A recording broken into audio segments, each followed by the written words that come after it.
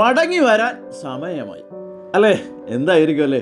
വേറൊന്നുമല്ല, അമ്മയും കുഞ്ഞമ്മേരെയൊക്കെ വീഡിയോകൾ കുറേ കാലമായിട്ട് എടുക്കുന്നില്ല. ഇനിയിപ്പോൾ അതിനെ എടുക്കണം. എനിക്കൊരു ചെറിയ ജോലി കിട്ടിയതിന് ശേഷം എനിക്കാണെങ്കിൽ എൻ്റെ സമയം ബാലൻസ് ചെയ്ത് കൊണ്ടുവരാനായിട്ട് കുറച്ച് ഗ്യാപ്പും കാര്യങ്ങളും പറഞ്ഞുകൊണ്ട് എന്തായാലും ഉടനെ അവരെ വീഡിയോകളും കാര്യങ്ങളും എല്ലാം പോസ്റ്റ് ചെയ്യണമെന്ന് ആഗ്രഹമുണ്ട്.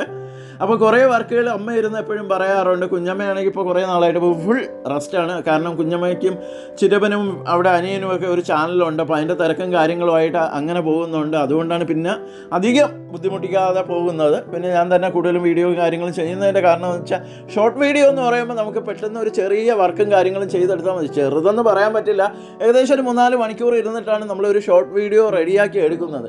അങ്ങനെയാണ് ഈ ഒരു വർക്ക് റെഡിയാക്കി എടുത്തത്. അപ്പോൾ ഇത് ശരിക്കും പറഞ്ഞാൽ നമ്മളെ പിസ്തേര തോടാണ്. ആ തോട് വെച്ചിട്ടാണ് ഈ ഒരു തേനീച്ചേര ഒരു വെറൈറ്റിയിലേക്ക് കൊണ്ടെത്തിച്ചത്. ഇത് ഞാൻ ആദ്യം ഒരെണ്ണം ചെയ്തു നോക്കി, എനിക്ക് വളരെയധികം ഇഷ്ടമായി.